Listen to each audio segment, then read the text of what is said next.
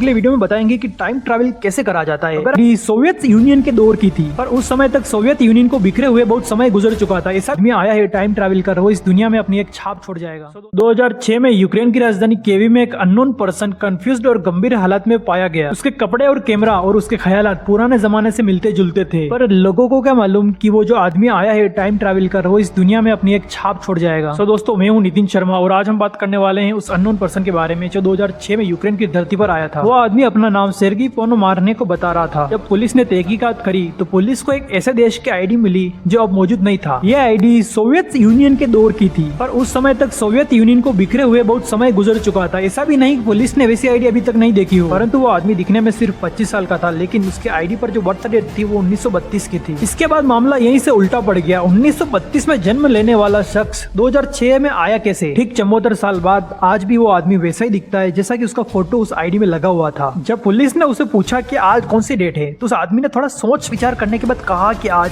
23 अप्रैल 1958 है। सुनने के बाद पुलिस को लगा कि यह आदमी पागल हो चुका है, इसको मेंटल हॉस्पिटल लेके जाना चाहिए। वहाँ पर पाब्लो कुटिको नाम के एक डॉक्टर ने उस पर इन्वेस्टिगेशन शुरू कर दी। डॉक्टर ने पूछा कि वो 1958 से 2006 में कैसे आया। उसके बाद सेर्गी ने अपना जवाब देते हुए कहा कि बस वह अच्छी फोटो खींचने के लिए सैर पर निकला था समुद्र की तट पर। सेर्गी ने कहा कि कोई अजीब तरीके का ऑब्जेक्ट देखा, जिसके बाद मैं यहाँ पे आ गया। जिसके बाद डॉक्टर और पुलिस ने पूछा कि वो अजीब ऑब्जेक्ट कैसा दिखता था। सेर्गी ने जवाब देते हुए कहा कि मुझे नहीं पता, परंतु मैंने अपने कैमरे में फोटो जरूर ली थी उसकी। पुलिस ने जब उस कैमरे को देखा तो उनको लगा कि ये कैमरा कुछ ज्यादा पुराना नहीं है। उसमें जो रील यूज हो रही थी उसको गवर्नमेंट के द्वारा 1970 में बंद कर दिया गया। इसके बाद कैमरा विशेषज्ञ को बुलाया गया और जांच शुरू हुई तो पता चला कि जो रील में जो फोटो थे वो पुराने जमाने के हैं। उसमें जो फोटो हैं उन जैसा व्यू आज एग्जिस्ट नहीं करता है। वो इमारतें जो उन फोटो में थी उनको बहुत सालों पहले गिरा दिया गया था। तो उस फोटो को भी देखा गया जो सेर्गी ने उस अनआइडेंटिफाइड ऑब्जेक्ट के लिए थी। इसके बाद ये मामला और भी गंभीर होता गया और उनके पास और कोई जरिया नहीं बचा सिवाय सेर्गी की बातों पर भरोसा करे। जिसके कुछ मिनटों बाद सेर्गी कमरे से बाहर निकला, दरवाजा बंद किया। उसके बाद सेर्गी किसी को वापस नहीं मिला। जो पीछे बच गया वो बस पुराना कैमरा और कुछ फोटो जो सेर्गी द्वारा ली गई। पुलिस द्वारा इन्वेस्टिगेशन शुरू की गई जब पता चला कि 1960 में एक सेर्गी नाम का पर्सन गायब हुआ था। उन तस्वीरों में से एक तस्वीर थी जो सेर्गी की थी, उसमें एक लड़की भी साथ में खड़ी थी। पुलिस ने उस लड़की को पता लगाया तो पता चला कि वो अब 70 साल की एक बूढ़ी औरत बन चुकी थी। उस औरत के मुताबिक सेर्गी 2 बार गायब हुआ था। एक बार 1958 में जब वो वापस आ गया था, पर 1960 में जब वो वापस गायब हुआ तो उसके बाद वो वापस कभी नहीं लौटा। कुछ समय बाद उसका एक लेटर मिला जो 2050 से सेर्गी द्वारा भेजा गया था। उस लेटर में एक फोटो भी मौजूद था जो 2050 में सेर्गी द्वारा लिया गया था। केवी शहर के पास खड़े हुए उसमें लिखा हुआ था कि वो वापस आएगा, पर कभी ऐसा हुआ ही नहीं। पर सवाल ये है कि क्या ये वाकई सच है? टाइम ट्रैवल जो आज भी लोगों के बीच में एक मिस्ट्री बना हुआ है, पर इसके ऊपर कुछ लोगों का कहना है कि जो अपन असल में अपनी जिंदगी जी रहे हैं वो एक टाइम ट्रैवल ही है। इस स्पेशल मूवमेंट को अल्बर्ट आइंस्टीन ने अपनी स्पेशल रिलेटिविटी थ्योरी में दिया था, जिसके मुताबिक स्पेस और यूनिवर्स में टाइम हर जगह एक जैसा नहीं चलता, जिसके बारे में फिल्म इंटरस्टेलर में बताया हुआ है। के मुताबिक जितनी ज्यादा स्पीड फास्ट होगी